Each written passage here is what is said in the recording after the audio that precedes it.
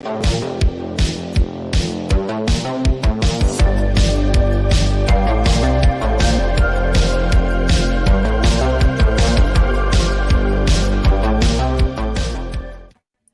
we got so many neat little Fightful intros. What's up, everybody? It is Saturday. That's right. I don't know what day pay-per-views are on anymore, but it's Saturday, November 26, 2022. This is Fightful Wrestling. This is your review of Survivor Series Wargames 2022. I'm Will Washington, and I am joined by my partner in crime that you see me with on a lot of podcasts these days. It's Miss Denise Salcedo. It's Rob Van Denise. I don't know why. Okay, I said that. Okay, but hey, I'm so happy to be here, especially because we're both accidentally dressed the same.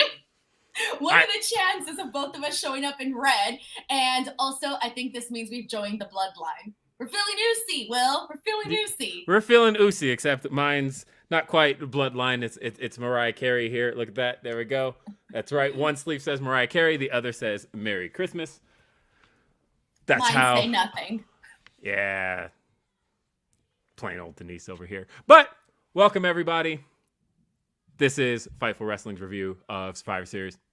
And hey, want to make sure that you get your words here in on this show because donating a super chat is the best way to support what we do here on Fightful. Also, Humper Chats. I'm going to try to get to every single one of them tonight. I know it's a running gag that an episode of a Fightful podcast won't go by without Will Washington missing one. I'm going to try my best not to miss any Humper Chats. Super Chats I'm a little bit better about, except I missed one today on Grapsity. But Humper Chats, I'm going to try and keep my eye on every single one of them. If you don't know how to donate a Humper Chat, that's at humperchats.com. And then the Super Chats are sent at youtube.com/Fightful. But this was an interesting show, right? Because War Games has been something that traditionally has been associated with, in the old days, it was associated with WCW. It eventually got resurrected by NXT, except in a very, very different form. AEW's had their crack at it with Blood and Guts, but this is really the first time that WWE's main roster has had a crack at War Games. So how did War Games stack up? You know, what's funny was there was no pre-show, anything along those lines. This was really a compact show for that sold-out Boston TD Garden crowd. And it was really all about War Games, or as Green Vega Club says, bacon. Don't know the context there, but thank you. Everybody loves bacon, Will. Come on. That's true. It's actually what I'm having for breakfast tomorrow, right before after the week. So, oh no, because we're starting early tomorrow. So that means that I don't get to have my breakfast. That said, wait. First off, Denise, you're on location right now. You are not in your normal Denise Salcedo setting. I don't see a belt behind you. I don't see any of your normal backdrop. Where are you, Denise? I'm in Canada, eh? Actually, you know what's sad? I haven't heard not one person say "eh" here in Canada. And I've been here for like 3 days. I haven't seen a Mountie. I haven't seen anybody say "eh." I haven't heard anybody go "about." Like all the stereotypes that I knew of Canada, or not, I don't know if those are considered stereotypes. I don't know. But everything that I had heard about Canada is not actually happening here in Canada. Sorry, what you have to do is you have to go outside with a hockey puck, and then if you just drop it on the ground, they all swarm on it with sticks. It happens immediately. Then you'll know that you are truly in Canada. Exactly. So I feel like I need someone to do that, because if not, I'm not going to feel like I had the full Canadian experience yet. And I've also been to Chicken to try the ketchup fries. I bought them, but I haven't actually eaten them because I'm kind of terrified. Why are you terrified? Because I've never had ketchup fries. I'm ketchup chips, excuse me. Oh, I was going to say ketchup fries. Did I say fries? You did. I'm like, You mean fries? No. Sorry, I meant chips. See, my brain won't even function. It's like, no, ketchup chips are not a thing. It's got to be ketchup and fries. So, yeah, that's what I'm trying to get at. I have never had ketchup chips. But you're enjoying your vacation otherwise. Yes. And I showed up to work, not like SRS, who didn't even show up to work. I know, he's on location. He's off in North Carolina. Pretending to work, okay? Pretending. He's just socializing. I mean, at the end of the day, that's what a lot of these events are. Like, we get work done. We do. But a lot of our work is social. Like, not me. I show up and I work. If talking to you, Will, is not going to make me money, I'm going to be talking to you. You get me? Like, who? I'm not just saying you specifically. I'm saying everybody. Sure. I go to make money. I'm not saying we're not going to make money, right? But like, if I'm doing a podcast on location, for example, I'm getting paid for that likely. But I'm also just like shooting the shit with my friends and talking about pro wrestling. That shit is great. If I'm doing an interview when I'm on location, again, interviews aren't work to me. I'm having great conversations with people. Yeah, but you just proved my point, though. You're doing an interview because the interviews make you money. You're doing the podcast because they make you money. Yes, they do. But it's fun. Like, it's one of those love what you do kind of things. And as long as I'm continuing to love doing it, I'm going to keep doing this. Hey, we got, let's see. We'll look at Chris, who says, I love the War Games ending with Jay and Sammy hugging it out. P.S. Denise, again, great interview with BJJ Black Belt Danielle Kelly. She won her match and proved BJJ superior to Sambo. Yeah, she's great, man. She's definitely someone that I've been enjoying talking to. So I'm very happy that I've gotten to interview her twice now. Denise, so Ryan Lambert says, Denise 420 says, I just burnt Los Tamales. Y'all have a snazzy show. Oh, I love that accent, Will. You got it. You're like, Los Tamales. Come on, Will. I mean, look, I think you got it. You sounded pretty good. I think it has been from, I will say Thanksgiving now was 2 days ago? 2 days ago. And so Christmas music has been in effect for the last 2 days. And I have probably heard Feliz Navidad for the last, I would say at least once an hour for the last 2 days, right? So like, the first time you hear it as an American, you're probably like, oh, Prospero año y felicidad. And now it's like, Prospero año y felicidad.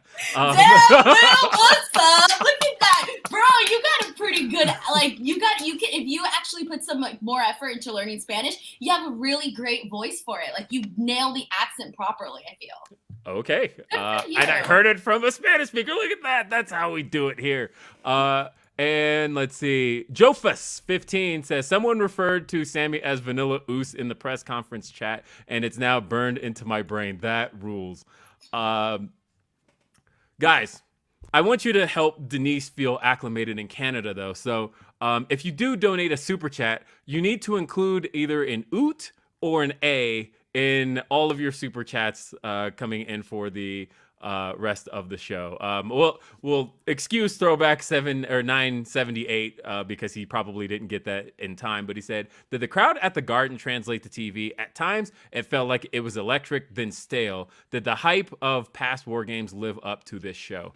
I mean, I'll tell you that for me, War Games is one of my favorite concepts. I am with a lot of people in that War Games 92 is one of my all-time favorite matches. I didn't see it till way later, mainly because I was born that year. Oh yeah. For me, I was really into wrestling as a 5-year-old. I was 5 that year, but we didn't get to watch, like, we watched pay-per-view scrambled. I didn't see my first pay-per-view like actually ordered until I was like 12. But for the most part, I watched everything in Scramble Vision. So all I heard was loud crowds screaming and commentary. And maybe I could catch a little glimpse of something. Like, I remember the one that stands out to me is King of the Ring 98, Kane versus Austin in the main event, the first blood match. And all I can hear is JR screaming, he's bleeding, he's busted open. And I'm like, who? I can't see, but somebody's obviously won this match. And until they finally say Kane won, I had no idea. That's what we did. Poor folks for the win. Ordering pay-per-views. What do we look like? But no, as far as... So I finally saw War Games 92 probably about 10 years ago. And just the electric atmosphere really lived up to all the hype I had heard for all the years. For all the years in the past. And with this being the 30th anniversary of that match, I was somewhat hoping a little bit more than just a couple of throwaway lines on commentary, that there would be more homages to it. Like, hey, Paul Heyman has a team here tonight, just like he had a team at War Games 92. But I also recognize that it's just structurally not the same match. I know that There's a lot of differences. A lot of differences. This match, the two matches tonight, were very much WWE Wargames. It was very much NXT Wargames. We got the cages on the outside and no roof, obviously. We knew it was kind of going to be because all the footage they show was from previous War Games.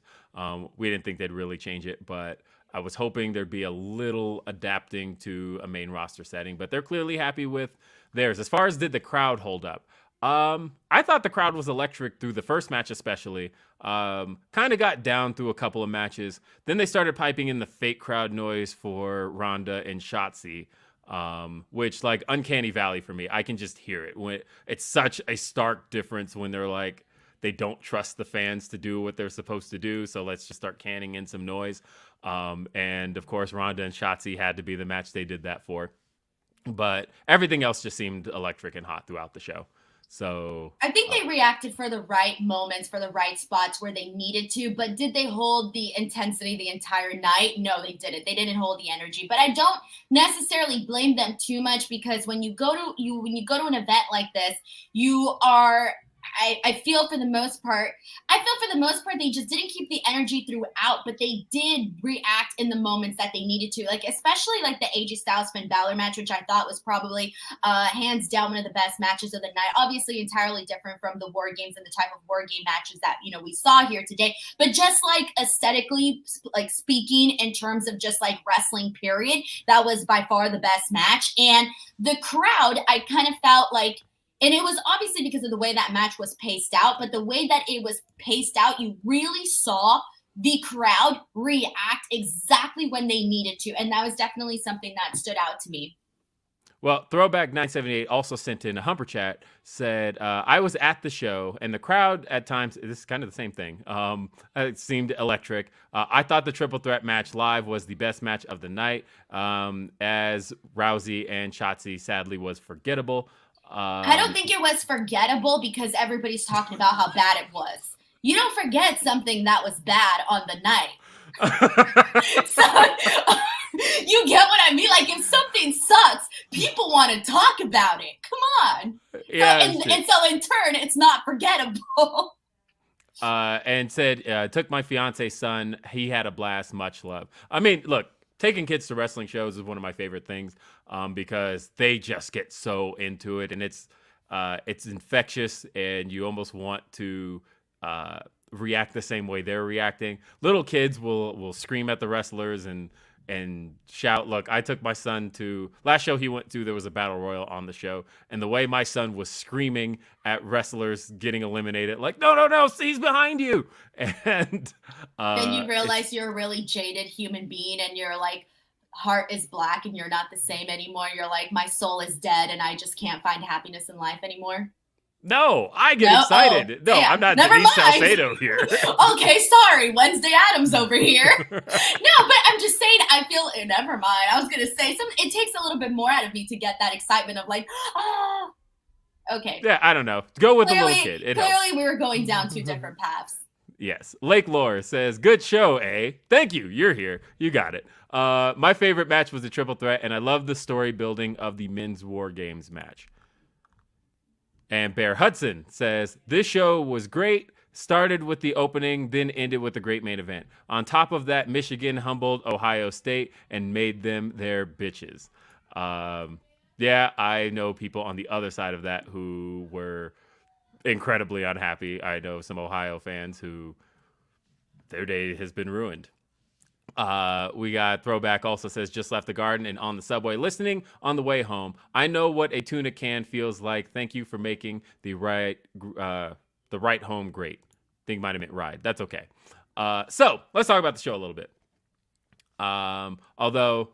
Tamala asks, Denise, did you get your snack during the Ronda match? I don't even remember when I got it, but probably. Unfortunately. Although I was pissed because I really needed some tapatio. All right, let's talk about the show. Let's get into it. Okay, Women's War Games opened the show. We kind of knew it was going to open the show. It was just a matter of were we going to see a pre-show match or anything along those lines? But no, this was one of those shows where you kind of just got exactly what you were going to get. And the women's War Games match started out, we got a team of Bianca, Alexa, Asuka, Mia Yim, and Becky Lynch, Damage Control's Bayley and Io Sky, Dakota Kai, Nikki Cross, and Rhea Ripley on the other side of things. This match saw Team Bianca had the advantage, correct? No. Damage Control. It was the heels. Yeah, it was the heels that had the advantage right, for the women's Damage Control. Becky was the last one in. That's right. So, Denise, I'm going to start with you. How did you feel about this match? All right, so I need to start off by prefacing that I thought that both War Games matches had something good and something that I thought needed some work in. So for the women's, I thought that they outdid the men in terms of the action, but I thought that the men outdid the women in terms of the storytelling, especially rather the end of the match. But focusing here on the women, though, there was a lot that I liked. Obviously, I'm more of a bigger fan of having the heels have the advantage in the War Games match. To me, it just makes a little bit more sense, but I'm not even going to get into that whole argument since I know that's a whole argument that people have already had on social media and whatnot. But there was a lot that I did enjoy in this match. So I'm going to start off with what I enjoyed more, and then afterwards run down some of the things that I think that they could have worked on a lot better. And first and foremost, I was so happy to see Bianca Belair kick off this match because usually you see your best workers kick off the War Games match. That's usually what you see go down. And Bianca Belair being one of the women to kick this off, I appreciated because not only is she like the team captain, but also we've talked about Bianca Belair essentially being kind of on the run of her life right now. Like Bianca is really setting this whole new bar each and every single time that she goes out there. So there was a lot that I liked in there. Seeing Becky Lynch come back. Becky Lynch being finishing it off with the leg drop onto the table. I thought that was a phenomenal finish for the match. I really enjoyed that. I love the way that they paced out every single person that was coming in for this, where you saw your tag team champions, where you saw Io and Dakota literally come out back to back from each other. I loved all of that. The one thing, and I'm going to start getting into the criticisms here because I feel like that's where I need to go now. Also, shout out to Nikki Cross. Shout out to Nikki Cross because she did a freaking phenomenal job. She had a lot of really high risky spots that she did, and she was also the first person to bring in the weapon, so good. But that leads me to what I didn't like about this match. And what I didn't like about it was, and this also happened in the men's War Games, okay? So the War Games that we used to see back in WCW, one of the things that I think really attracted people to those is that they're so chaotic, Will. Like, there's so much shit going down. At some point, you even had, whether it was commentary saying, like, oh, look what's happening here. Oh, but yeah, did you see what's happening in this ring? Here. There was moments where you'd have, double screens because there's just so much going on that, you can't really keep up with everything, right? And that was the one thing I didn't like from both the women's and the men's War Games for WWE here today, was that I feel like it's too much of, okay, because these are the two people right now that are doing something in this match. Everybody else is not doing anything. You see a lot of laying around. At one point, there was a clear shot of Dakota Kai just standing there, literally looking around, and I'm like, God damn, guys, work the camera so you at least don't see that, right? But that was my biggest pet peeve of this, was that it was very obvious, where it was kind of like a roundabout of, okay, this is the spot for these people, so you guys maybe throw a couple of punches, but there's nothing much else going, and that was very obvious in both the men's and the women. So for me, that was something that did take out of it. The other one, and I know this is something that we can't do, and I'm probably going to complain about this all the time, and that's the blood. I'm just going to be real with you. I need the blood, okay? I need the blood. I know it sounds awful, but it's part of War Games. It's just, to me, I need the blood, okay? I also feel that they need to work the matches differently, because in terms of these ones, okay, past War Games, Will, and you have a better memory than I do, but past War Games, all of them felt very different. Like, all of them were distinct from each other in terms of different storytelling. And even though the men's War Games, with the bloodline and Sami Zayn and where is his loyalty and all of that, even though that was such a huge portion of that, I felt that there was a lot of similarities similarities between the men's and the women's matches in terms of the layouts. I didn't like that they brought in the weapons for the men and the women the exact same way. It was like the third person who comes in, bam, this is the person who brings in the weapons. And I felt like that was a little bit too copy and paste for both the men's and the women's. So I kind of wish that WWE would come up with a different way to incorporate the weapons, right? If they're going to use the weapons, because, prior, in WCW, the weapons was what was in the, what was the ring, whether they took off the turnbuckle or just the cage within itself, right? So I do think WWE needs to come up with a better way to incorporate the weapon so that it's not too similar, especially when you're doing 2 war games in one night. Because I did feel that was a way that they brought them in too fast. There was a moment where Mia Yim came in where she took way too long to get the weapons into the actual match, to the point where I'm like, your teammates are literally out there getting their asses beat, and you're taking forever to get the weapons into the match. Like, get in there. Like, this is supposed to be war, right? So that was the couple of things that I didn't like. But other than that, I thought the action was great in the women's match, and that was kind of where I lied on all of that. Yeah, I'm with you in some regards. I definitely see what you saw in terms of them not feeling as chaotic as the WCW matches did, right? Like, I do feel like kind of some of the appeal was that it's war games. It's friggin' war. There's so much going on, and really you're just kind of there to observe. Whereas this really felt like kind of more of a spot to spot kind of thing. And it felt more produced, which is WWE. So knowing that, though, I still very much enjoyed this match. I think I enjoyed it more than the main event in the sense of I liked a lot of the action going on. I liked a lot of the spots. I thought some of the spots were very smartly planned. Again, not necessarily in the traditional war game sense. I think war games doesn't necessarily need spot planning as much as it just needs all-out action and storytelling within. But when you look at it just as a spot plan match, there was a lot of stuff I liked here. I thought that the crowd hung on every single piece of it, and they were just going insane for every little bit. I thought Becky Lynch, for as short of a showing as she had, still got to come in with some damn fire. I do have concerns because when I gave my predictions, I did say that I thought Team Bianca would win. And I know a lot of people were like, well, if Team Bianca wins, what happens to Damage Control? And I was like, I don't know. All I know that is was my prediction too, so I feel you. Yeah, I was like, I don't know. I just know Team Bianca's winning. I don't know what I mean, it's a good question, but I don't know as far as any of that is concerned. I just knew that this was going to be a night for Bianca to shine, and she did get to shine. It was a night for Io to shine. She got to shine very much. I thought Dakota got to shine. And I thought that, in particular, this was Becky to have her big comeback babyface moment in a way that she hasn't gotten to have, considering she's been back a year and a half, and we've all wanted to see Becky be the crowd favorite again, and this was where we finally got to see that in action. It was nice to see. I thought this was a really fun match, and at the end of the day, the crowd was happy with it, so I'm happy with it. Yeah, and I got to tell you, again, even though I appreciate the storytelling in the men's, I did kind of enjoy the women's war games a little bit more. Mm-hmm. And yeah, talking about Io's moonsault.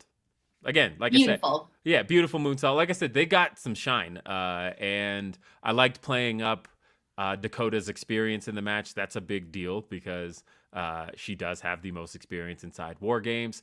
We didn't get much out of Alexa, I felt, for... No, they did the spot where she handcuffed herself with Nikki, which I did appreciate that because Nikki was like, don't you think I forgot her? So I'm like, I didn't forget. She's like yelling at Alexa. So I did like that portion, but that was really the main thing that stood out to me because when I think about the positive things in this match, like I really think about Nikki Cross. Like she's one of the people that pops up in my brain like a whole lot because she had a lot of really good moments, and they made sure to really highlight her in the sense of, oh, she's so crazy. What is is she thinking? What is she going to do? You know, she's going to the top of the cage and she's just chilling there. What is crossing her mind? That was really great to see. Bianca, it was a lot of the women were going straight after Bianca. Bianca was in there, you know, for a long time, and a lot of the focus of Damage Control was directly to Bianca. And you did see that Nikki Cross doing the moment where she took off her jacket and she just started hitting everyone with her jacket. That was great too. They teased, or they had not teased, but they did have the moment where they had that confrontation between Io and Asuka, and that was really good too, because I liked how they set that up, and you knew instantly the second Asuka was next, you were like, oh, they did this so she can have this moment with Io Sky. So that was really good too. And then I'm trying to think of some more other moments that I really enjoyed from this. Now that I think about, I'm trying to remember what I liked from Rhea Ripley in this. I don't think anything is really popping out at this moment for Rhea Ripley. She really just had the domination spot, because when she came in, you know, she was the last member to enter from the heel side of things, and I really feel like she came in and dominated. There was a lot of spots where she took people down, and I feel like that was really what she was kind of there to be and to do. And Mia Yim, I wish they would have let her show a little bit more of her agility as well. I think that was one of the things I think they could have incorporated to that. And it's only because I'm like, I've seen the stuff that she got to do recently in Impact and like these big gimmick matches that they were doing for the women. So I do know what Mia Yim can offer a little bit more. So I would have liked to see that a little bit more in this particular matchup here, but that was kind of where I was at for the women's war games. I would definitely shout out Bianca and Nikki, and clearly I would say those two for me were like the highlights of the match. Let's see. We have some super chats. Graham B says, get punched once, sells for 2 minutes. I mean, we did see a little bit of that. Steph, the writer, says, I really hope they continue some of the women's feuds started in War Games. I think they would. I think that that's kind of the nature of what War Games is kind of an amalgamation of a lot of programs going on at once. I can absolutely see them moving off on their own. Orion Ben 666 says Dakota was the MVP. She took every move. Ouch. Or I suppose I should say ooch if we're going Canadian here. Dream Ninja 77 says, I like the women's war games best, but the men's war games had the best storytelling. Everything good except the Ronda match. I was entertained tonight. And Orion Ben 666 says, so when do they pull the pin on Asuka versus Io? That's obviously a feud a lot of people want to see, and I can absolutely see that being one of the next major programs. You know, it's tough, right? Because Damage Control, again, doesn't look great coming out of this, and they are the tag team champions. It doesn't really seem like coming out of it, there is necessarily a tag team program ready for them coming out of it, and that's a concern. Right, I get you completely on that one. It's the same, and then also you got to think about all the L's Bailey has been taking to Bianca, and you know, there's just a lot going there. That's not really in the favor of Damage Control. So I do hope they get some stuff under control. Well, I will say, Denise, that I hope in so you watch this because you're on vacation, of course, right? But you were logged into your... I was going to say, I booked this vacation when Vince McMahon was still running the company. So I wasn't planning on watching Survivor Series, but everything changed. So here I am. Well, either way, I hope in watching and using your account, you're obviously using your Peacock account on the go. I hope that you're making sure that you're using a VPN. Oh, I honestly definitely am. You don't even know I am. Well, that's great.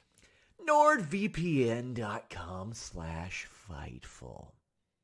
Block online trackers, annoying pop-up ads. Unlock geo-blocked content. Maybe you missed the WWE Network. Maybe you want that AEW Plus. Maybe you want to subscribe to overseas services so you can get UFC pay-per-views at a reduced rate. Well, NordVPN.com/Fightful allows you to do that. And you can do it with 4 months for free with that link. Not only that, you get your 30-day money-back guarantee as well, just in case you don't like it for any reason. It works on all of your devices so you can do this stuff wherever you are. Maybe you're on that unsecured Wi-Fi at the airport, the hotel. Yeah, it can be dangerous.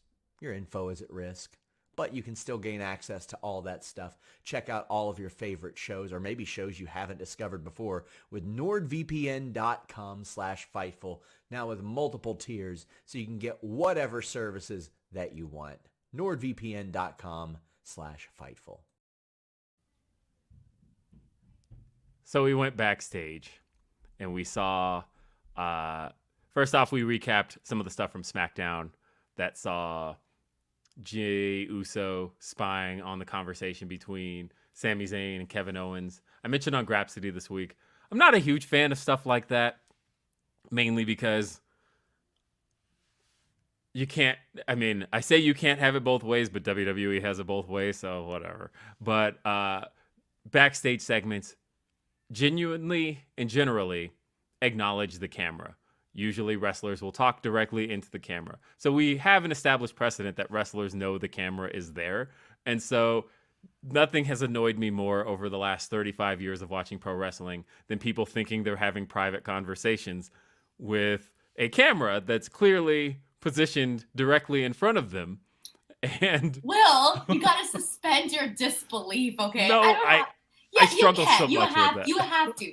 I feel like, no, I get it. I get where you're coming from, but I feel like we've just had so much of it that you have to, suspend your disbelief. I'll give credit to Impact, because Impact over the years has done a really good job of, pretty much it's been a staple of Impact for like 10 years of like, hey, cameraman, go hide behind a corner and peek out in a way. So like at the very least, we can assume that the wrestlers don't know they're there. But like when it feels like there's a giant ass lighting crew right in front of them.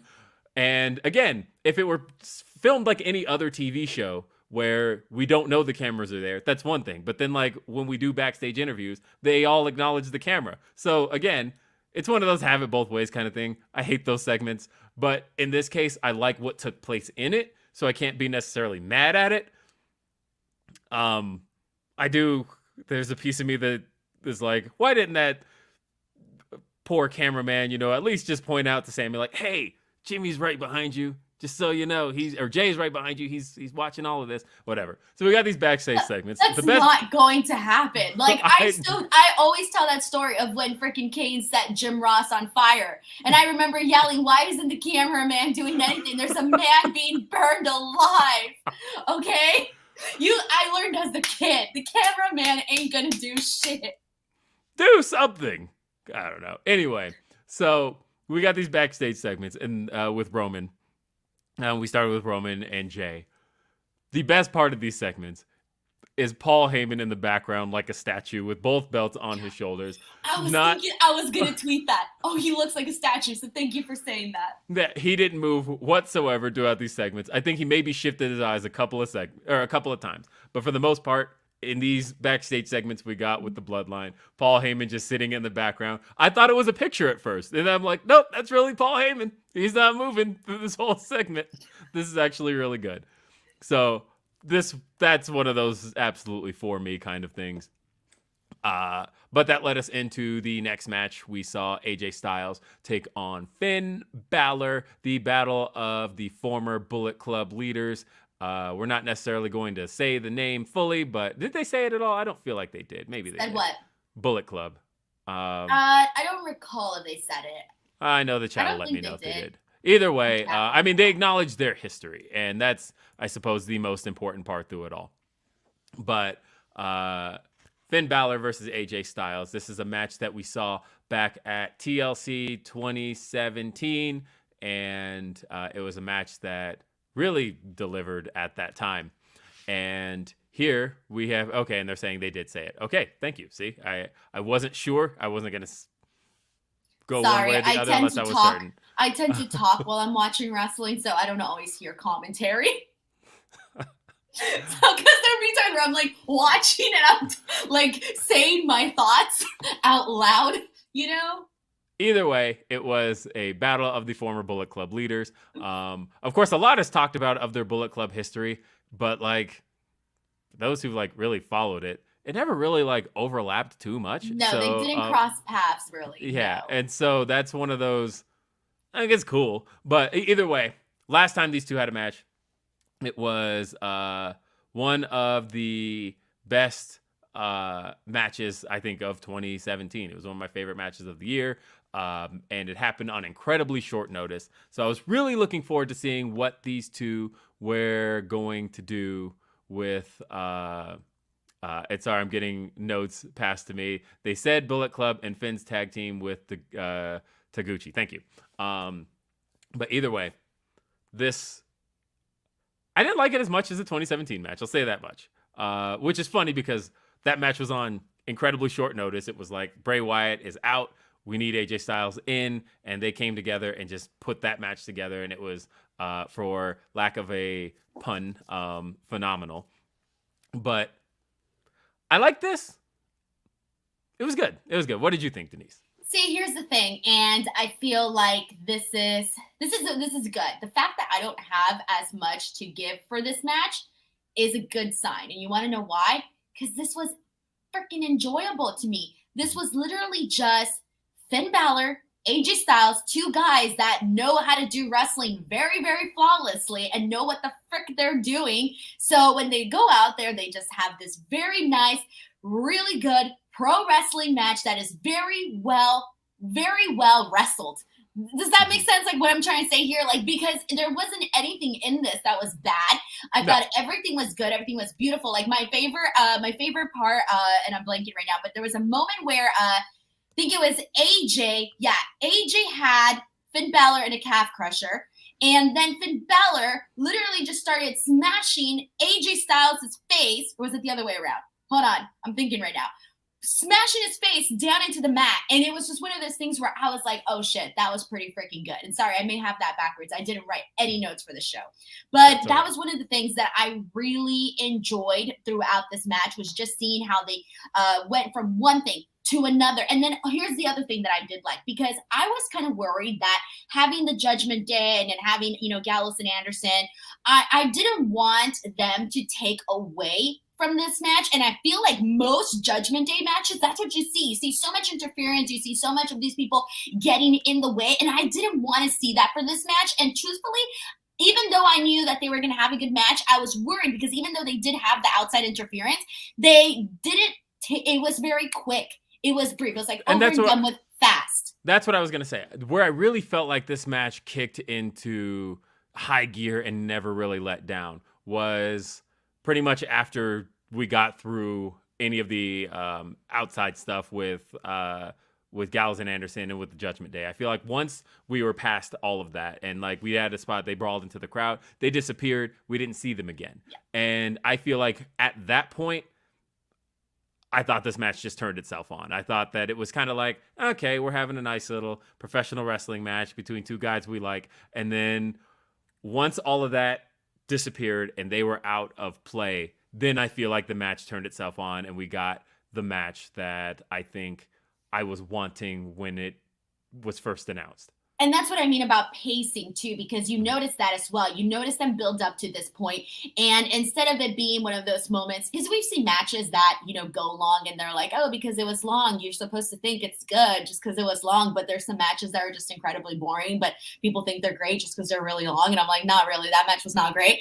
Baron Corbin had that match with Drew McIntyre this week. There you go. Okay. Thank you for a perfect example. That match was 17 minutes long. Sorry. All right. I'm not. Okay. Thank you. But you know what I'm trying to get at, right? Yes. And sometimes it doesn't always happen because not everybody knows how to do those kinds of matches, okay? And that's what I particularly liked about this one, was because that they worked. I mean, this match wasn't too long. I think it was like under 20 minutes still, but still, it was one of those things where it was paced to the point where, yeah, it had been a minute, but it was still, it got the crowd in at the exact right moment to where instead of losing the crowd right before building up to the finish, they gained the crowd even more so. Yes. That's what I want to say in terms of like the pacing of this match, really getting just like the interest of the people. And then finally, leading into the finish and all of that. And finally, AJ, God, I remember everybody sharing like the stat of like AJ literally losing all of these premium live events, and then him finally, getting his win tonight. I almost lost faith. I thought he was just going to lose forever.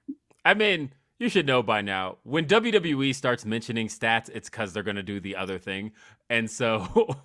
oh no, I meant like people on the chat though. Like we were on the chat, people mentioning this. Yeah, did they mention it on the show? WWE mentioned it in the build up. They mentioned it, and okay. that to me was the sign. I was like, I think AJ's gonna win because WWE usually will avoid mentioning stuff if they're just gonna pad the stat. But when it comes time to break the stat, that's when WWE is like, okay, we need to make sure so that it's a big deal when AJ now breaks it.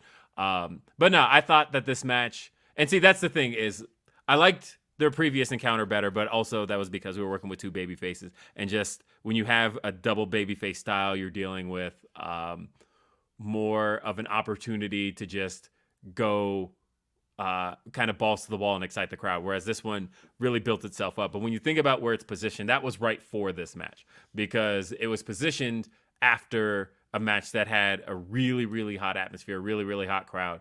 And I think had they just kind of dead dropped this in and just kind of an excited work match, I think it probably would have struggled a little bit more. But instead, they gave the crowd the ability to build into it and get into it. And then by the time, like I said, the OC and Judgment Day were out of play, we got these two at their best. And I thought that it was exciting from, I'd say, middle to end. And when that phenomenal forearm hit, Finn Balor sells like a damn champ. And we got AJ Styles, yes, with his victory. I thought it was good stuff. Again, I wasn't complaining about the match. I just said I liked the previous encounter better. But I've also seen that match 100 times. It's one of those things where sometimes if I just like am feeling down or something, I need something to lift my spirits. I'm like, damn, AJ Styles on like less than a day's notice wrestled Finn Balor in one of the best matches of the year. I just need to watch that again. And like, if I'm ever feeling down about myself, I need to remind myself that motherfucker had one of the best matches of an entire year, and he didn't have any notice. And here I am having to edit a video together, and I can't even get motivated to get started. And I've had 2 weeks notice to do this. So again, I was going to say, when you're feeling down about yourself, you watch something else that somebody else did that was marvelous. Yeah, that's it. If I feel down about myself, I need to remind myself, nah, AJ Styles is out here having matches of the year on no notice. You can definitely type this damn thing up and finish this work. So hey, if he can be phenomenal, I can be phenomenal. Exactly. That's how that works. And if he can believe in flat earth, so can I. Nah, so we got a couple of super chats about it all. We got Sheldon Jackson. He says, I'm just glad AJ Styles' PLE losing streaks finally ended. It's been too long since he won on a PLE. Crown Jewel 2019 being his last PLE win. And it was against Umberto. Let's put that out there. That needs to be put out there. I mean, okay. I know this was a hot take at one point, but I'm going to say it now because it made me angry at the time, and now in hindsight, I still feel it's true. AJ Styles' most recent heel run was a colossal waste of time, and he shouldn't have ever been turned heel. He was top babyface in the company. He was cover boy for WWE 2K19. There was zero reason to turn him heel, especially because, again, I talk about watching things. When you watch things with your kids or with kids in general, you tend to kind of see things through their eyes. At the time, my son's favorite wrestler was AJ Styles. My son wanted AJ Styles action figures for Christmas. AJ Styles had that year-long title run. Everything was AJ Styles. My son, he wanted the gloves, all of it. When AJ turned heel, not only did he lose my son as far as fandom was concerned, he didn't even care. It wasn't like I hate him now, he's my least favorite, boo, AJ Styles. He just stopped caring. And so seeing it through his eyes, I was like, God, man, at least give me something. He got the Boneyard match out of The Undertaker. We got that moment. But I feel like for the most part, nothing happened through, like, he tagged with... How dare you? You're telling me that Omos AJ Styles wasn't like 5-star shit? How dare you, Will? The audacity. Like, I'm so glad this man's a babyface again, because I didn't think there was an actual justified reason to turn him in the first place. I think he's a guy that fans really want to get behind. He wrestles in exciting style. He has what fans want to see. And on top of that, again, think about when he turned. That was in 2019, which means he didn't win through that run. He didn't win on pay-per-view or premium live event through most of that heel run. We just had to witness AJ Styles as a main event loser. And that, It's a bummer. again, I just feel like it was kind of a waste of time. I know, it's a bummer. We were, unfortunately, just things didn't work out. I remember when we were all thinking that, I mean, this obviously didn't happen for different reasons, but remember when we were all thinking that it was going to be like Styles, Triple H, and unfortunately, I mean, that was a whole different scenario, but still, it was just, there was so much that I think we wanted to see from AJ or involving AJ, but it was like, no, instead, let's pay attention to AJ and Amaz, and that was what we got. And I feel like AJ, I feel like they haven't necessarily been using him the way that I think the fans would have liked to see. Yeah. Hopefully we get... And hopefully. Yeah, hopefully that changes with him being in babyface mode now, and he has been for a few months, so let's get something out of this. I don't know. The next match we saw was... The forgettable, unforgettable. Dude, this was rough. I know. But not unexpectedly so. I'll say this. No. Everybody knew this. I'm sorry. Everybody knew this match was not going to be good. I put out a tweet, and if you're smart, you knew what I meant by it. I put Ronda Rousey and Shotzi. No, Ronda Rousey versus Shotzi was exactly the match I expected it to be. Period. She expected 5 stars. She got it, folks. And we saw SmackDown Women's title on the line. Ronda Rousey, Shayna versus Shotzi. Yeah, this was rough. It wasn't long, so I'll give them that. Of course, Fightful Select put out a report if you didn't see the notes, this is why you got to subscribe to Fightful Select. We got the good scoops. We, of course, had the note in there that there were extras brought in for this match. So you knew you were going to get a spot involving some extras. What was it going to be? It turned out it was the crowd spot that featured Ronda and Shotzi. So, yeah, I said on Grab City today, would you be against the idea of, because like you watched SmackDown this week, right? So like, I missed SmackDown this Friday. Okay. Sorry. I'm sorry. I'm on vacation. Sorry, this lady's having a vacation here. It's fine. But on SmackDown this week, we saw Becky Lynch make her comeback. We saw a segment that featured both of the War Games teams. And it really felt, again, like it always does, Bianca Belair feels like a champion. She feels like the champion. The problem is there's another champion on SmackDown. And to me, even though Ronda Rousey's a star, and I'll never deny that she is a star. Guys, I play Mortal Kombat. She's Sonya Blade. She's a star, okay? Her title and defenses like this kind of feel a little bit like if you tomorrow just decided to rename the WWE SmackDown Women's title to the WWE Women's Intercontinental Championship, I'd be okay with that, because I think at a certain stage you that's a hot take, Will. You can't just kind of tear these things out at this point, because it really does feel like Raw's women's division has everything, and SmackDown's women's division has this.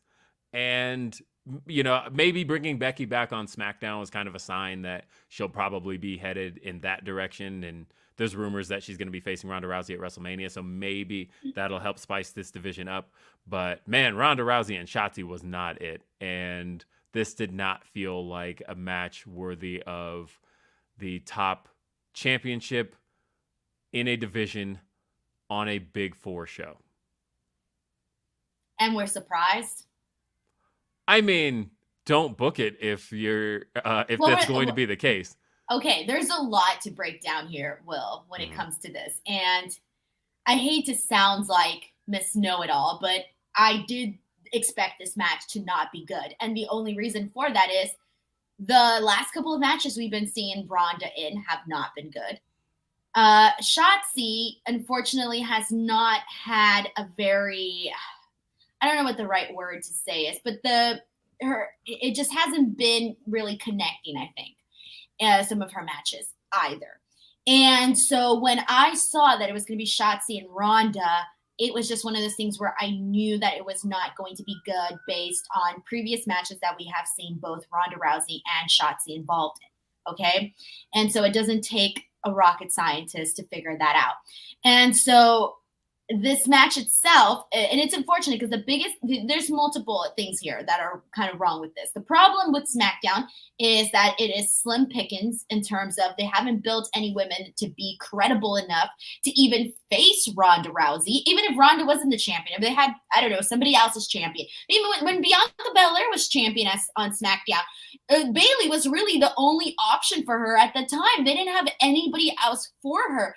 And so we're seeing the exact same thing now. It's just happening to Ronda Rousey. And Ronda Rousey can have, good matches when she's in there with somebody that is, able to, where she's in there with bigger stars, okay? When she's in there with people that are a little bit more experienced, she's able to have these good matches, I feel. And I unfortunately think that Ronda Rousey's reign has not, and I like Ronda Rousey. I'm a fan of Ronda Rousey. I respect and admire everything that she's done, period, in her career. But I will say this, though. I think that her championship run has been not anything special. It has been very, very lackluster. I feel like you could easily forget about it. And I wouldn't say go and eliminate the SmackDown Women's Championship. I'm just saying fill that roster up, build some women up, spice up Ronda Rousey, and just add to it. I wouldn't say make it the Intercontinental Women's Championship or something like that. No, keep the title. That's fine. But it's one of those things where I just feel like it's Ronda freaking Rousey, She's the big freaking mainstream star. This should not be happening. And I'm not even talking about the match yet. The match was not good. And And what's worse is that they were trying to tell the story that Shotzi was supposed to be like the person that was not going to give up. Like, oh my God, we know she can't beat Ronda Rousey, but my God, she's not going to give up. And that's the story they were trying to tell. But unfortunately, Shotzi hasn't built up that repertoire with the fans, where the fans were going to react that way for Shotzi in that position. On top of that, there were some spots during this that were just not good. What the hell happened in that freaking tornado that attempted the DDT on the apron? What was that? Oh my God. I can't even explain what happened. So it was almost like, I can't really, I won't put words in anybody's mouth here, but it feels like they discussed a spot that neither was truly committed to, or particularly Ronda. It felt like Ronda wasn't fully committed to going all the way down on that spot. I'll say Shotzi went for it. Shotzi, at least fully I don't went think down. Ronda trusted Shotzi. That's my opinion, my outsider opinion, just based on what we saw. But of course, I feel like Ronda has enough power to say, that's not going to work for me, brother. But to go through with it and not fully commit, I think was the worst option imaginable. Look, as far as Ronda's concerned, to me, all I could think throughout this match was that Ronda was able to capture magic in a bottle in that 2018 to 2019 run. She just was.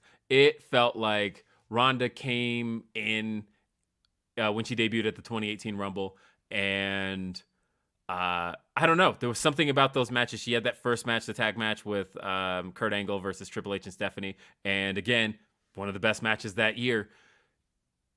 And she just felt like somebody who was so natural at it. Just every match we saw from her, it was like, damn, she got it. It just felt like Ronda Rousey was a natural at professional wrestling. And that was a lightning in a bottle run. Because I am going to say that in 2022, we saw it a little bit at the Royal Rumble where something felt off in the Royal Rumble. It didn't feel like Ronda was all there performance-wise. Something felt a little draggy, but we were like, you know what? She's been off 3 years, right? We hadn't seen her since 2019, WrestleMania, and all of a sudden she's back 3 years later. That's a long time to be off. But, man, I'm still waiting now. I was willing to give her a little bit of slack at the Rumble because she had been off. I'm still not seeing it. Maybe there have been a couple of flashes since she's been back, but in 2022, I feel like there's been more duds than and consistent wins. duds. That's even worse. And with this particular match, again, it just didn't feel like the chemistry was there. Even for the story they were trying to tell and her trying to dominate Shotzi throughout.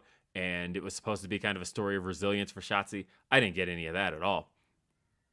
And again, because I see somebody in the chat talking about you squeeze out a baby and then wrestle. Again, nothing to do with any of that. Because Becky Lynch did it. Because Becky Lynch did it. Look, and I recognize everybody's body's different. What I'm more talking about is just a 3-year layoff in general. Whether it was 3 years for having a baby or 3 years for, I don't know. This has nothing to do with her. No.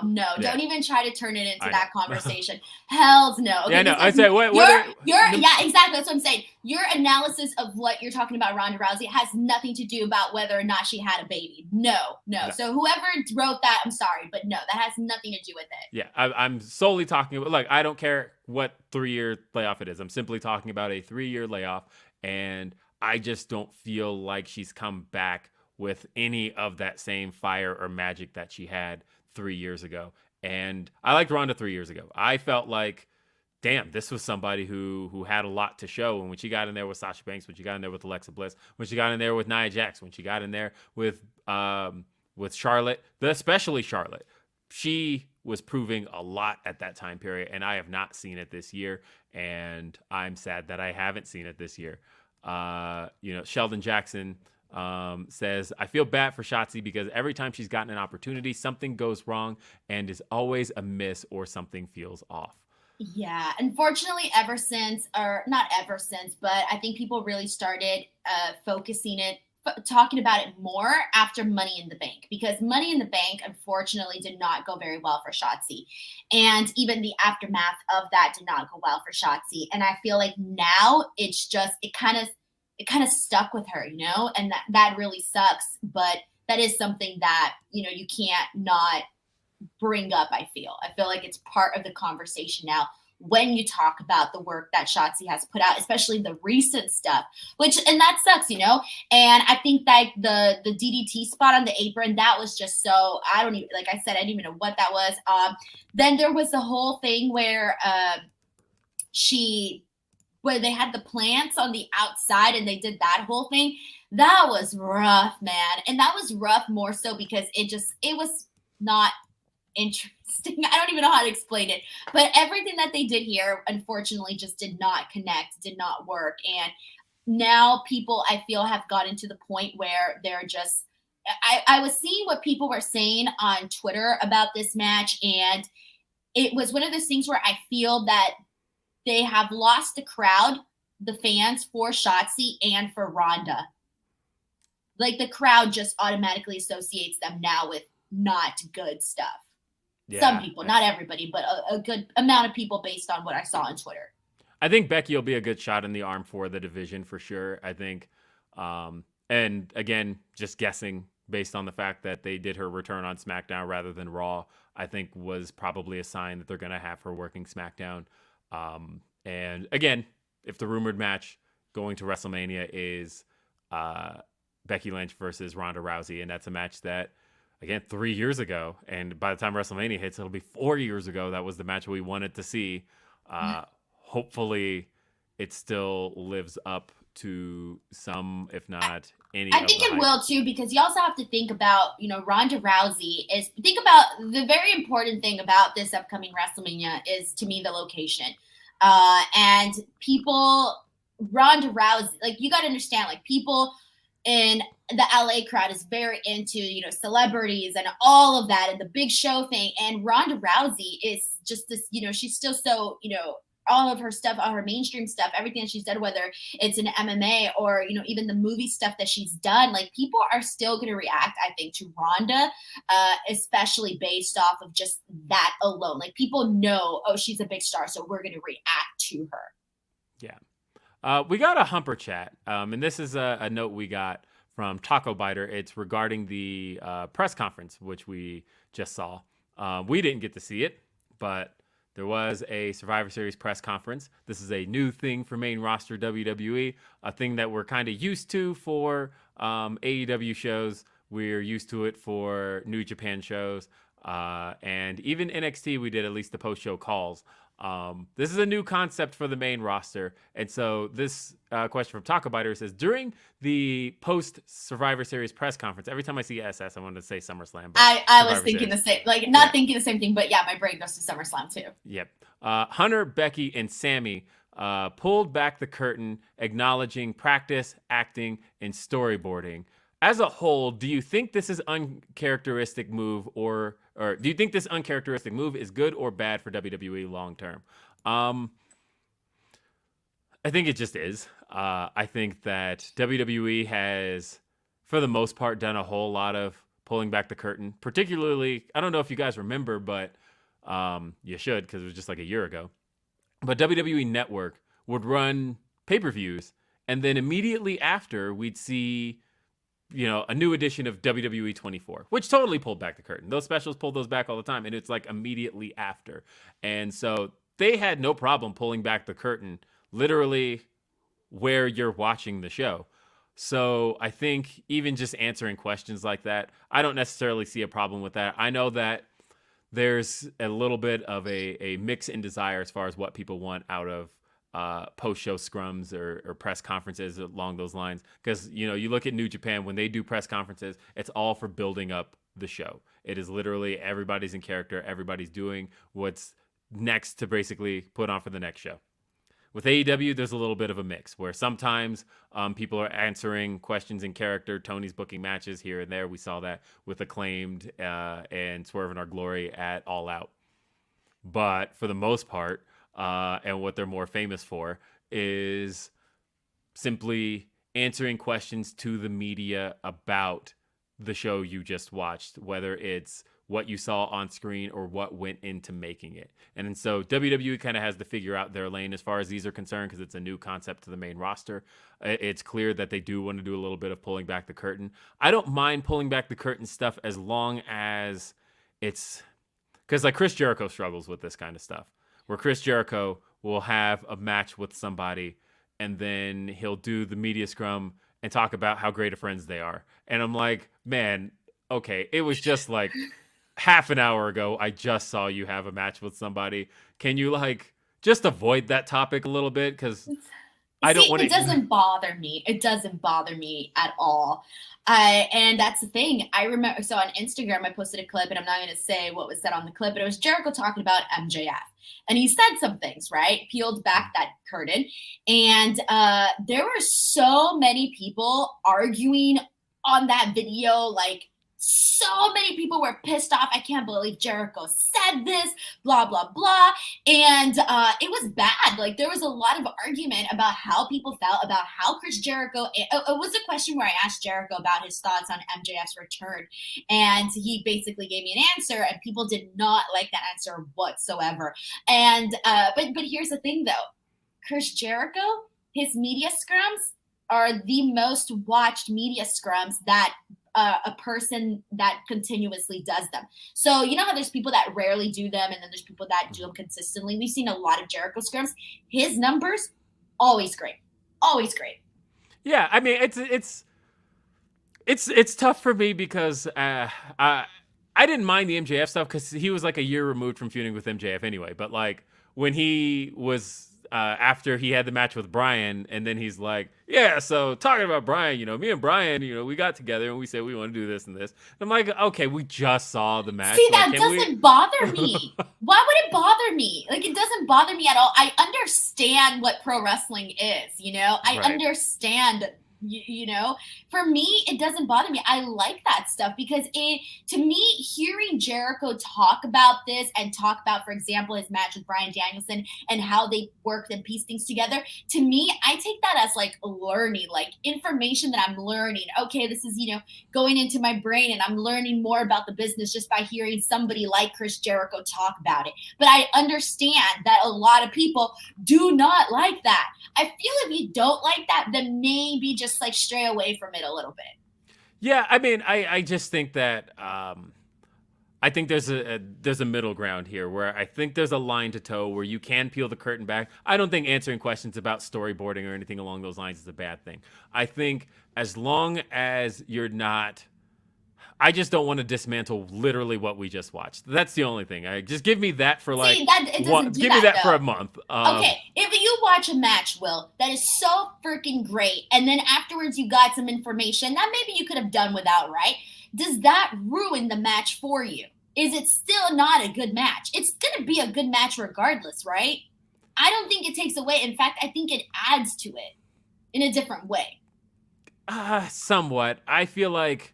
See, even we're arguing about it. Yeah, well, so the way I feel is that I want to, at the very least, while fans are trying to stay invested in something, I'm not ready to necessarily peel back the curtain on that. I think that's something I'm always willing to do in hindsight. I think that when I know a program is over, when I know that a feud is over, and Jericho versus Bryan, by the way, as an example, not only is not over, but is that whole feud is still fucking going. But and so that's one of those things where I want to keep fans invested in it, and I feel like it's really hard to do that when you're essentially kind of breaking it down. I would rather that be done in hindsight when it's all over, and that's my only thing. That's my feeling on it. But when I'm in the midst of it, I don't necessarily want there to be any footage in existence of somebody talking about working together with this person or them being, a great person they can rely on in the ring. I don't want to hear none of that while the program's still active. Once it's behind me. I disagree, Will. Yeah, okay. I disagree. I can separate the two things. I can Well, I ain't the one with a YouTube channel. I ain't the one with a YouTube channel that benefits from this content. With or without my YouTube channel, okay? I'm not just being a jerk because of this. No, I legitimately feel this way. Like, I love knowing this type of information. That's what I'm saying. I just feel like, it depends on the person and how you feel about this. Because even look at us, Will. Me and you are on different sides on this. I'm okay with it. I can separate the two, and I will be fine watching and continuing seeing this feud, for example, with Jericho and Bryan Danielson. And I will be fully invested with, regardless of before and after hearing Jericho say what he had to say. So to answer your question, Taco Biter, we're undecided. Agree to disagree. Yeah, I don't know. It's because he sent in another super chat, and this one, let me get this one up on the screen. Thank you, Taco Biter. It says, bam. During the press conference, Bianca stated her ideal opponent for WrestleMania would be Rhea or Charlotte, and she'd love to be the closing match on night 2. Not a look. What was that reaction? That reaction was look, if we're getting The Rock. I know if The Rock is in play, because I love Bianca. I think I was telling my guests tonight, I had people over for Survivor Series. We ate Chinese food. It was great. But I was telling my guests at the time, I think Bianca Belair is the greatest women's wrestler possibly of all time. She is having an all-timer run, and it's hard to think that she can do any wrong. But I think as we keep hearing rumors of Stone Cold now wanting to possibly be involved in WrestleMania, John Cena is now, there's word that he's going to be involved. It's been rumored that The Rock's going to be there for quite some time. I could put Bianca above Logan Paul on a card. I get what you mean, but let's say, because Logan Paul wants to wrestle John Cena. Yeah. So if we get John Cena, Logan Paul, you don't think that could be a main event on a WrestleMania night 1 or 2 in Los Angeles? Keep in mind, the biggest city where they have the most influencers and all these people that know the Paul brothers and everything. And John Cena is freaking huge because he's in Hollywood. And again, it says night 2. Like night 1, I could probably see. Night 2, that one's a little bit tougher. But the question is, which opponent do you feel would be better? I'd love to see Bianca versus Rhea personally. That's not a main event. I think if you're going to go that direction. Wait, what match did you say is not a main event? Bianca and Rhea. I think that could be a main event match. Yes. WrestleMania? I think it can get there. Well, maybe not for a night 2, though. A night 1, if they want to do, I can see it. If it gets super hot, I can see it. If it gets super. But if we haven't, but let's say we have Rock and Roman, right? And let's say we have Logan Paul, John Cena, and let's say we have the Austin against, well, pretty much anybody, right? And then it will be a lot harder. But I feel like right now, I don't know. I can see it though. I don't see for WrestleMania in Los Angeles, and again, I also love Rhea Ripley. I don't think she's that name for a WrestleMania main event. I don't think she has the pull that Charlotte's name has, that Becky's name has, that Sasha Banks' name has. Rhea's just not that name. I don't see Rhea. I don't see it. I'm not saying it's not a Mania match, but I am saying that I don't think it's a Mania main event. And Charlotte, fair. I think, could be. I think Becky absolutely could be. And they've had those WrestleMania matches. Sasha obviously was. What if they were to do again Bianca Sasha? Oh, that'd be amazing. As a main event, I could see that. As a main event again. I could see that main event again. Speaking of which, we didn't talk about, I mean, there was so much in the air as far as, and I said this, I was one of the people predicting weeks ago that Sasha would be involved in SummerSlam, or Survivor Series. I knew I was going to do it again. Involved with Survivor Series. But I also said that, WWE's not dumb. They knew there was literally a big Sasha Banks sign in main camera view the entire show. They knew what fans were going to expect tonight. And I think bringing Becky back on SmackDown was a really smart move in tempering expectations. I felt like the worst thing they could have done was left a surprise open tonight. And luckily they weren't dumb enough to do that because I think it helped. Nobody expected Sasha at that point. And also, my Sasha meter is like way down. I said on Grapsity today, I went from like 90% expecting Sasha to make a WWE return. I'm down to like 30 now. I told you, Will. I told you. You did. But even in general, I'm talking about period now. I'm kind of down to like 30% on a Sasha Banks return. I'm down to 5. Whew, okay. And I was like at a 6 before. Okay. Also, we didn't talk about the fact that there were "We Want Sasha" chants today during Ronda and Shotzi's match. And the thing is, I think, like I said, announcing Becky was the smart move in terms of making sure there were no expectations for her in the Wargames match. But that's not to say that this isn't still Sasha Banks' town. That's not to say that this isn't still Sasha Banks' crowd.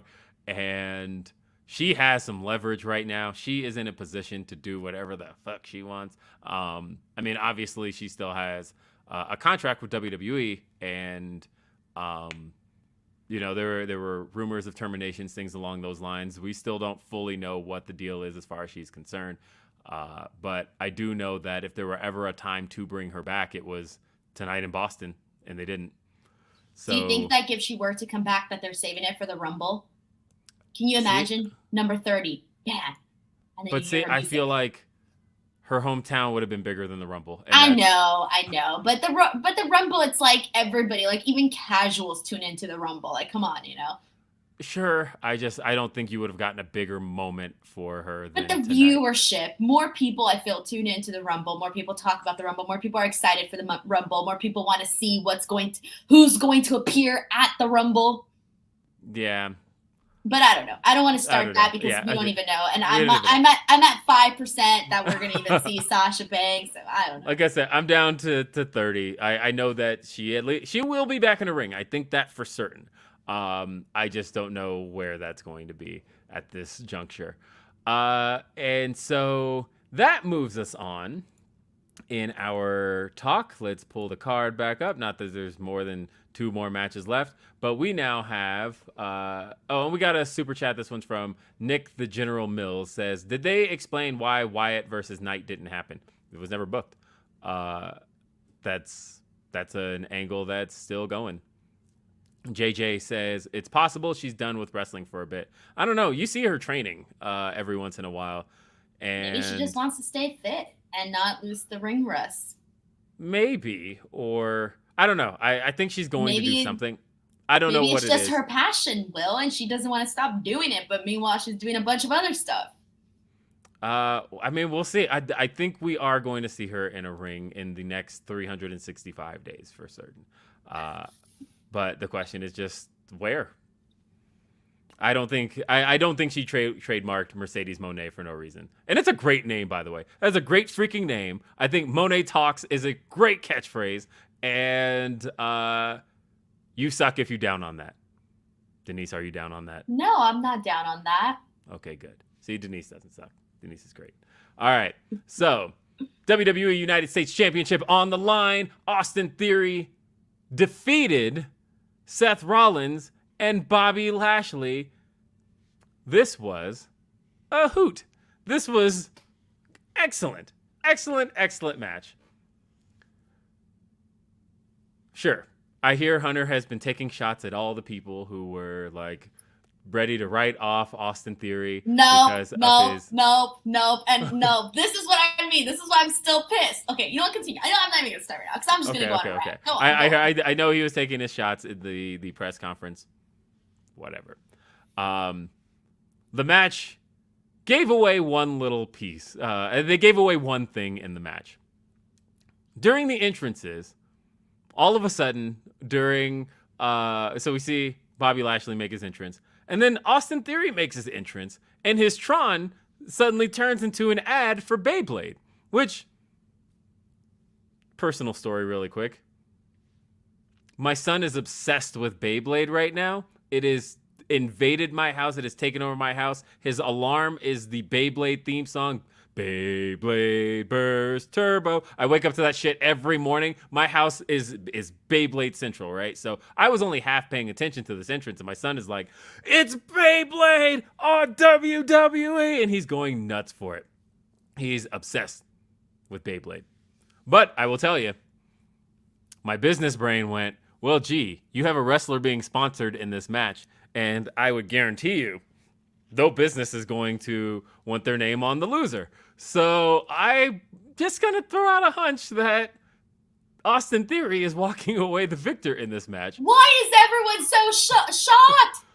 Oh my God. We all knew it was going to happen. I know we knew, but I felt like they didn't necessarily need to spell it out so bluntly in the entrances of like, here's this wrestler, and now our sponsor presents this wrestler. Hey, check out the brand new Beyblades. And I'm like, well, gee, I wonder who's walking out of this match with the championship, because I don't think it's anybody else. This was great, though. This was a whole lot of fun. I thought that it was one of those matches that worked itself in a nonstop type way. Yeah, they had a little bit of those triple threat tropes where somebody falls out of the ring and then it becomes a one-on-one match and you just kind of cycle out. But I think this did a lot for Austin Theory. It felt to me like this match did for Austin Theory what... You remember 2015 Royal Rumble? Brock Lesnar defending the WWE World Heavyweight Championship against John Cena and Seth Rollins, and what that match did for Seth Rollins, and how it made Seth Rollins feel like this is a guy that can hang with two top guys, Brock Lesnar, John Cena. I felt like this match was that for Austin Theory, in that he came off like somebody in this match that could hang with Seth Rollins and Bobby Lashley. We know Seth Rollins is the main eventer. We know Bobby Lashley was literally WWE champion earlier this year. He's a guy that is a top guy in the company. Austin Theory was the odd man out here, but he came across like somebody who at multiple turns seemed like he had enough fire to maybe not be able to decisively beat Bobby Lashley, but at least take him down a peg. But this was fun. I liked the double hurt lock spot. I liked the pedigree spot. I even didn't necessarily mind the finish. Granted, it made Austin Theory look incredibly lucky in that we saw Seth Rollins hit his superplex into, of course, it was about to be the Falcon Arrow, but as he has Austin Theory up, Bobby Lashley spears him, and Austin Theory falls on Seth Rollins 1, 2, 3. I enjoyed a lot of this. Denise Salcedo, you look like you're ready to speak, and I'm having so much fun just continuing to talk because So you were doing that on purpose? You're like, of course I was doing this on purpose. She's ready to burst. Yeah, no, Denise's face just looks like she's ready to burst. So I'm just like not letting any words stop. But Denise Salcedo, what did you think of the match? Okay, I thought the match was really good, but here's my whole jip with all of this, all right? Okay. God, where do I even begin? All right, I just want to say that I think this all happened because I feel like they don't want to have egg on their face for that terrible, terrible cash-in because it was dumb. And this happening tonight and all of this being good does not take away from the I don't know, dumbness is dumbness a word? No, I don't know. Dumbness that the booking for the cash-in was, okay? I'm sorry, it was so bad. It just does not take away from this, okay? So that's how I knew that Theory was going to win because they're trying to wrong their rights here, all right? They're trying to right their wrongs, their wrongs here. I'm the dumbness one now here, okay? But the point that I'm trying, sorry, you got me all freaking hyped up, Will. Thanks. Now I can't even get my words out. I sound like like a goof. All right.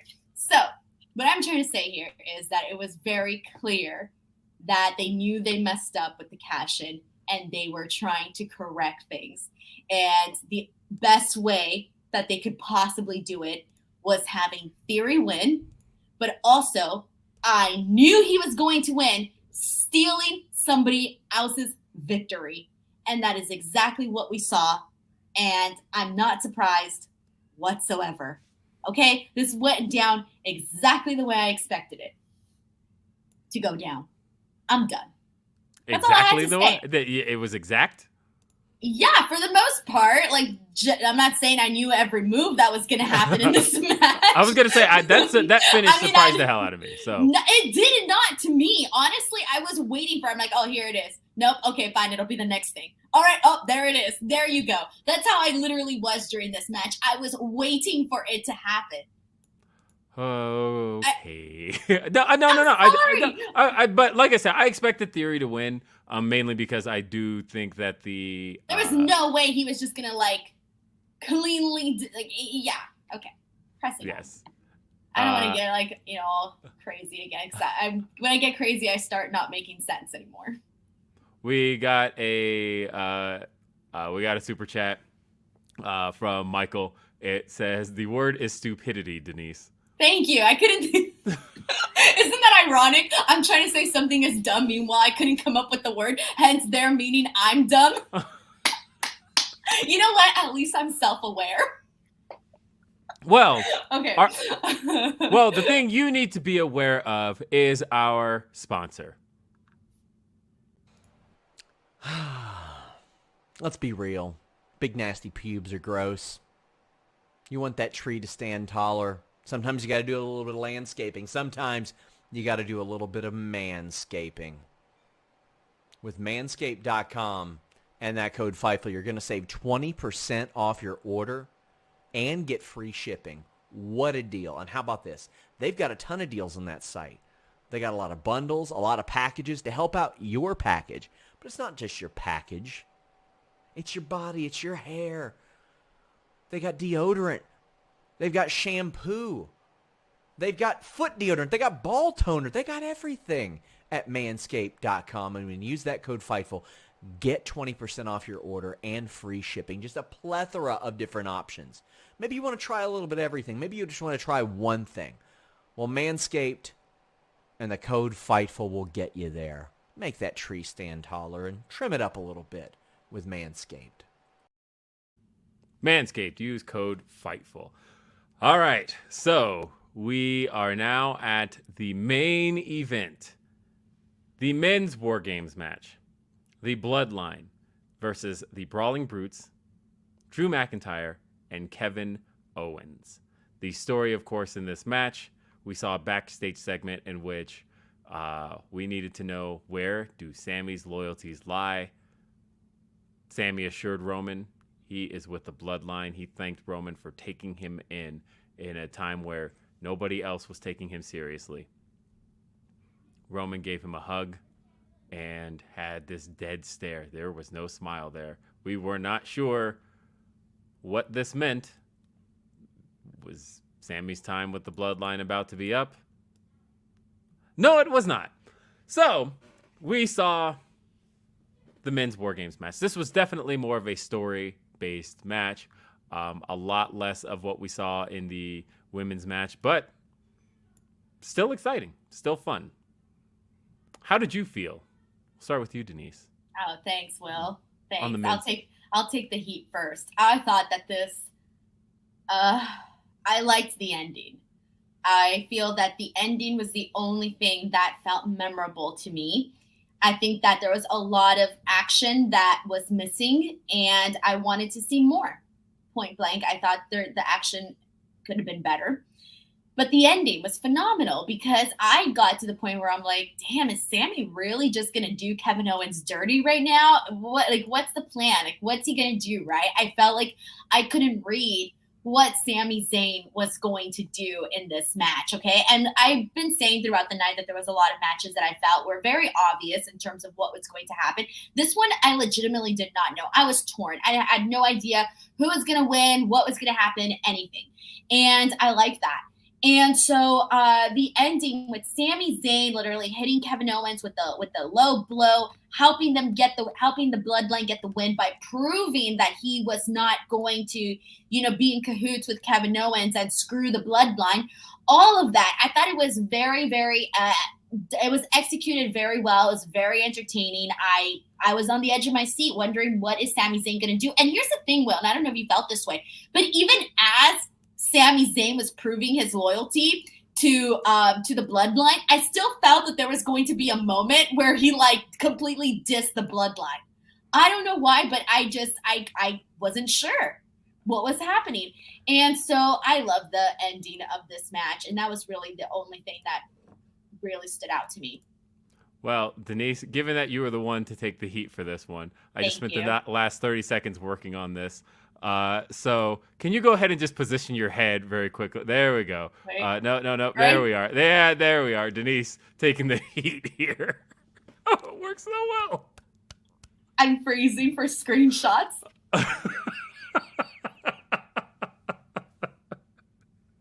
Thank you for taking the heat, Denise. Bro. I'll add flames to that next time. How'd you do that so fast? I literally just did a Google search for devil horror. Bro, I'm Satanas now. No thanks. Yeah. So anyway, all right, I won't leave those there the whole show. I might bring them back at some point. Thanks, by the way, for making me take the heat here. Also, I already stated a lot of my opinions about the men's match when I was talking about the women's matches, just because a lot of that translated with the copy and paste stuff in the beginning. And just, basically the same thing with some of the men's spots where I just really do wish that there was more chaos involved throughout the entire thing. I don't want to see guys just waiting around for their spot to happen. Yes. So I wasn't as into the action of this match as I was the women's match because I felt like there was just a lot more to prove as far as I was concerned. I was more into the story of this match, the story and the drama surrounding what Sami Zayn was going to do.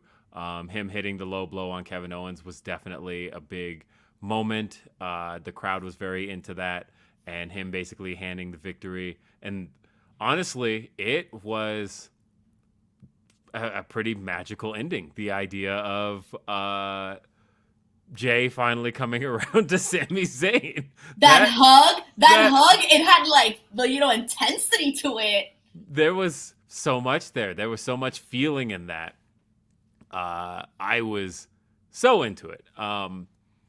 But I agree. I feel like from a match standpoint, it was fine. There was nothing really to write home about as far as what was happening in the ring. But I think it told a great story. I think it was intriguing. I think it was exciting where it needed to be.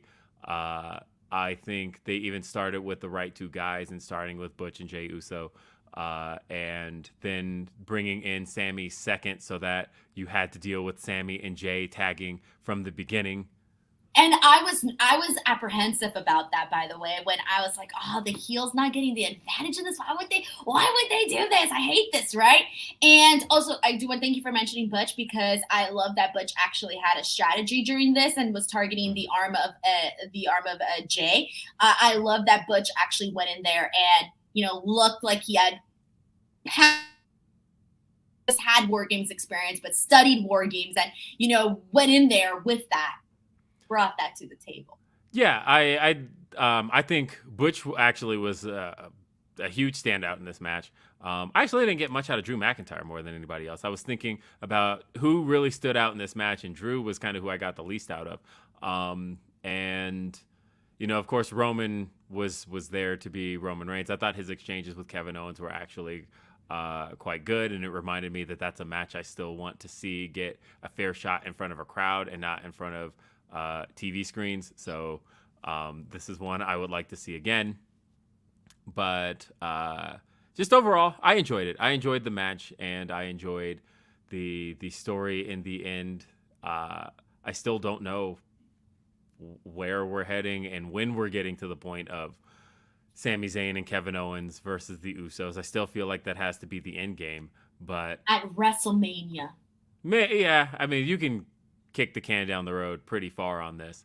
But it is just fascinating that the fans don't want that. The fans are still into Sami Zayn and the blood. Yeah, they don't want this to end. I think this would have ended a whole lot sooner, but they seem this to have added more to it, because it's like now you won over Jay, because Jay was always, worried about Sami Zayn, not trusting Sami Zayn, warning Roman about him, and now you have this moment where they're out there, bro hugging and stuff. It's like, come on, this just got elevated to a whole other level. Reese says, gonna be tough to watch the bloodline turn on Sami. Totally agree. Turn on the bloodline. You never know. Maybe he's still gonna do it. I don't know. I mean, I think Kevin still needs to be proven right, which is that they're not real friends. They're not really his family. Exactly. And I think that the only way you get there is by having Sami be the one to turn here. I mean, not be the one who gets egg on his face, so that way Kevin can help avenge him. But then again, I don't know. I don't know anything anymore, because we need some segments with The Rock and Sami Zayn. We do. I know. There's a piece of me that's still on the fence. I know it's what, no Rock at WrestleMania? I can't. Well, no, I already got my hopes up. That's it. Now it has to happen. My hopes are up. That's it. There's a couple of things. One, no, Will. I feel like put it out there. You got to manifest positive things. I know. But also, it's been 9 years since The Rock had a real match, which is a longer gap than. So when The Rock was gone from 2004 to 2011, that was only a 7-year layoff, right?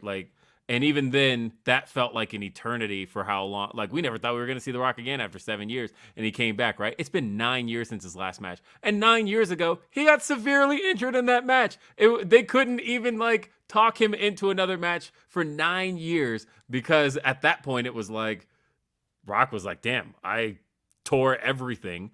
And, I don't have to do this. I don't have to. I am at a point in my career where I don't have to do any of this kind of stuff. And so, I think the right offer would make a big difference. But I just feel like, man, he has been kicking the can down the road on this one for so many years and keeps passing the buck. And every time he's asked about it, he answers in a very maybe one day we'll see. And I'm just starting. Just the only thing more, just this one, and that's it. The only thing that's leading me to think that it's happening is that it is November 26th, 2022. I feel like by now WWE would have leaked it to somebody in media that he's not going to be there to temper expectations. WWE is very good about doing stuff like that, and the fact that they haven't leaked that at all tells me that they, at least at this juncture, still have the expectation themselves. So I think once it hits, they're going to leak it to people just to get us to tell fans, look, it's not happening. Stop talking about it. We don't want to be on the hook for this. They haven't done that at all. And that's my inkling that they, at least at this juncture, think it's happening. I think it's happening? What now? Never mind. Continue on. But that's it. That's all I was saying. Okay, well, I got my hopes up, but I got my own hopes up, though. I'm not blaming WWE for that. I'm blaming myself. I mean, again, this is something that WWE is very aware of, the things we all talk about on the internet. And if they knew that fans shouldn't be expecting something. Usually they'll kind of start to put it out there and have somebody leak it to make sure that we don't allow tickets to be sold on a false promise. Well, it's not like they're going out there and saying, "Oh yeah, The Rock's going to be here," and then all of a sudden, no, he's not. I think we got to learn to separate those two. The rumor's been going for so long at this point. I know, but again, keyword rumors. Right. But again, now if you choose to buy into the rumors, that's on you. So if The Rock doesn't show up at WrestleMania and I'm disappointed, that's on me. Okay, I only have myself to blame. Yeah. See what I mean here? You can't blame anyone else for that. It's a rumor. But again, they have the ability to knock down the rumor if they wanted to. Chris says, "I'd love the War Games ending with Jay and Sammy. Why would you? Go back to Survivor Series when they freaking moved the whole show around The Rock. Did The Rock show up for that? Did he, Will? Will, you remember everything. Did he? Did he? No, he didn't. They never once said The Rock wasn't going to come out. That defeats your whole point. I know. I feel like that there is. There you go. I keep getting reminded. Dead. I get reminded of that one a lot, to where I think to myself, ooh, they did do a whole night dedicated to The Rock. They actually promoted more Rock than anything. Will, they got to sell 2 freaking nights at SoFi Stadium. You have any idea how many tickets those are? Yes, I do. There you go. You know what? If people want to make themselves believe that The Rock's going to be there and buy tickets for it, that's on you, man. Did not have me in charge of ticket sales. I know. Denise is like, or advertising. I know. Denise would let all the false promises happen. She's like, you guys think CM Punk is coming to WrestleMania? Go ahead. Do your thing. Think it all you want. Do your thing. I never said it. As long as I'm not out here saying, "Oh yeah, CM Punk," if I'm running the event, as long as I don't go out and say, "Oh yeah, CM Punk's gonna be here," hey, not on my hands. Not on my hands. That's true. We'll read these last few ones and get out of here. So we have SX2AP says, "The men's match was all about the story. The in-ring was just to help the story progress. Women's match had less of a story, so the in-ring had to deliver more." Yeah, but also, like, you can always just have in-ring deliver because you have wrestlers who are capable in the ring. Yeah, I agree. That's a thought. But again, I don't hate story stuff, so I didn't mind it. I'm just saying. We also have JJP0411 says, "After the show, I was wondering if Cody isn't cleared, do they maybe have Sammy win the Rumble? It's the best story in wrestling. Why not main event Mania?" I don't know. Cody isn't cleared to do maybe then have Sammy win the Rumble. I mean, I wouldn't be opposed to it. I wouldn't be opposed to it, but I don't think Sammy's the guy to end Roman's reign. I just don't think he is. And what would you do if he did? Be happy because I love Sami Zayn. I was gonna say, would you hate it? No, you wouldn't. I wouldn't hate it. I wouldn't hate it. No, I wouldn't hate it whatsoever. But see, there's something to that. There is. I just don't think. I think after 2 years, I would want to put it on somebody that I'm confident is going to carry the company next as a top babyface. Maybe Sammy's that guy, but I think a little bit more would have to be proven beyond just this angle. Because I think this angle's over. I think Sammy's over in this angle. I would wonder if he had that for the company beyond that. And I like Sami Zayn a lot, so that's not taking away from Sammy. No, I get you. I don't know. I just think the person who ends this reign has to be able to run with it afterward. And who's that going to be? I don't know. Orion Ben says, I think KO catching Jimmy's super kick helped the Sammy low blow. If it was Jay doing the super kick, I think Sammy would have hesitated, but we'll never know.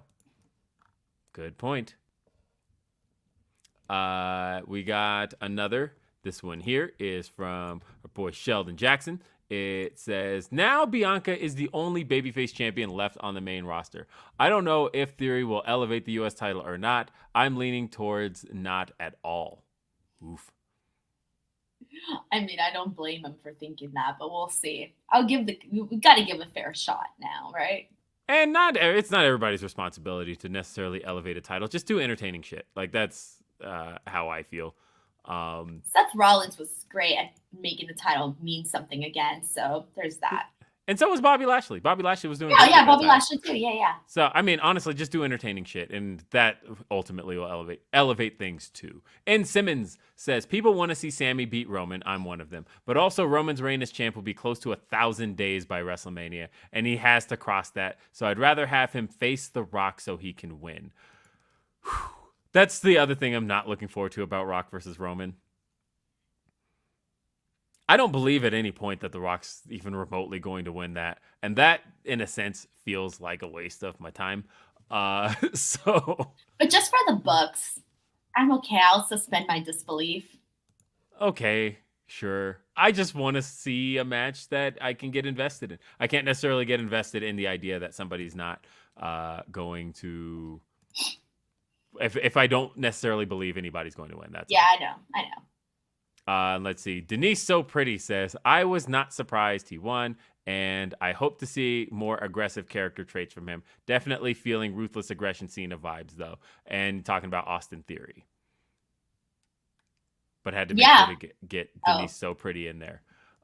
So I think, and then of course D Skills H-Town says, didn't watch 1 second of the pay-per-view because I was out watching college football, but love your recaps. Well, great. If you love our recaps, guess what? You can see us tomorrow morning because we're going to recap the whole ass week on Denise's YouTube channel, youtube.com/Denise Salcedo, where we'll be on After the Week, which we're on every Sunday, but this one will be on at 9 a.m. Pacific, which is noon Eastern. Same time Grapsody is on Saturdays, so I just don't have to do much adjusting, but definitely check that out. And we'll be back again tomorrow, the two of us. Anything else you want to plug, Denise Salcedo? Nope, that's it. Wow. Well, I guess I did the plugging for you. Yeah, you did, and I was proud. well, also, you can catch me this Thursday on Fightful Select, youtube.com/nope, that's actually FightfulSelect.com. On Fightful Select, I do a little show called Ask Grapsody. We didn't get to do it this past Thursday, so we're doubling up with 2 episodes of Ask Grapsody on 2 back-to-back weeks. Normally a bi-weekly show. We're going to do 2. Check that out at FightfulSelect.com. You can also get all your scoops at FightfulSelect.com. Sean Ross Sapp does a great job dropping those. Other than that, folks, that's it for this edition of your Survivor Series recap. Thank you for being here with me and Denise. We will be back for more content. You can follow Denise Salcedo at _Denise Salcedo. I'm at William RBR on Twitter. Until next time, folks. Oh, and wait. Sorry, I'm being alerted. BAC05 sends in a humper chat or a super chat that says Cody versus Reigns with Rock as ref fighting Bloodline.